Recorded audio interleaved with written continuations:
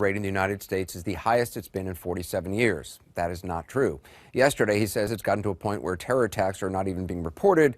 That is not true. When the president says things that are not true, there are, I guess, two explanations. One, he's getting wrong information and then spreading it, or he's just deliberately not telling the truth.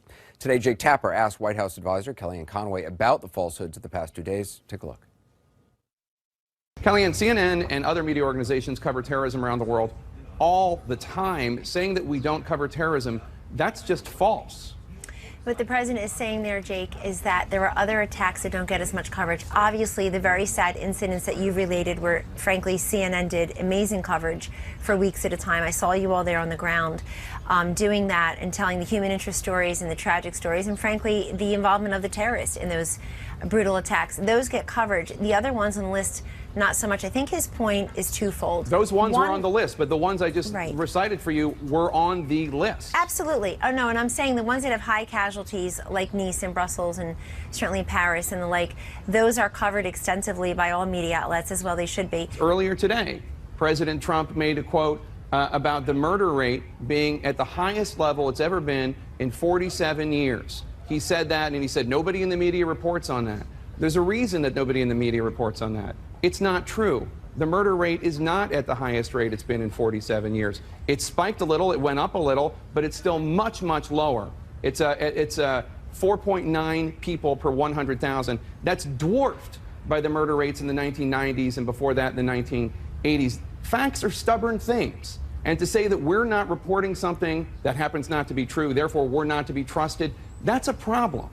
Well, Jake, if I can take the broader issue of our relationship with the media, I mean, I'm among, if not the most open press person in the White House. I'm now being attacked by the media, including networks that are familiar to you, and I'm just going to keep soldiering on. Have you or President Trump ever said anything incorrect? Have there any falsehoods coming from your mouths? Well, I did this past week, and I regretted it tremendously because I used the wrong word to describe something several times, and I'm sorry because I've spoken literally millions of words on TV, I'm sure. I've been on CNN over 1,000 times in my career, I'm sure.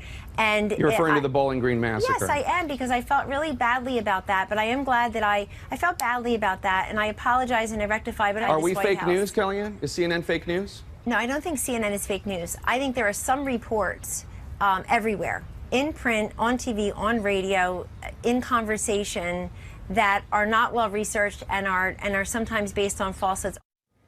Well, back with the panel, joining the conversation, New Yorker, Washington correspondent Ryan Lizza, Trump supporter Kayleigh McEnany, and conservative writer Matt Lewis. Jeff, what is the purpose of the President of the United States saying things which are demonstrably, obviously not true? I think, in terms of the murder rate, I think that he just said this. And frankly, I don't think that there's anything Machiavellian or anything about it. But he's implying not only that the murder rate, he's incorrect about that, but then he's also implying that we're not reporting it for some ulterior. No, the murder rate. The murder rate. We're not reporting it for some ulterior motive. I honestly don't know. I don't know, and I don't want to say, not knowing where he's going. Does it help the president in some way? Well, every president learns to sow doubt about anybody who does any critical reporting. Every president learns, and Anderson, as we've had this conversation before, this has been going on for like 4 or 5 decades. What, lying from a president? No. Day after day?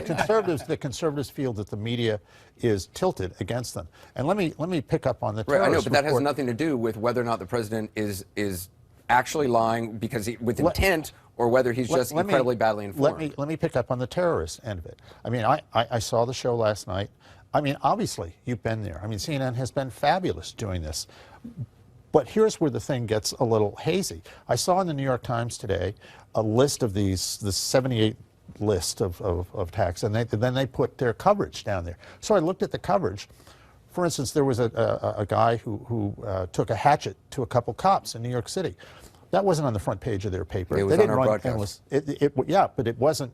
They did like 2 stories on it. What it seems to me they are saying is the extent of the coverage as these incidents unfold. Right, but that's what they're saying now, because initially the statement was it's not being reported on. Now they're changing it to it's underreported. I heard Sean Spicer on Air Force One, I guess, the other day, answering this. I mean, that to me was honestly my take.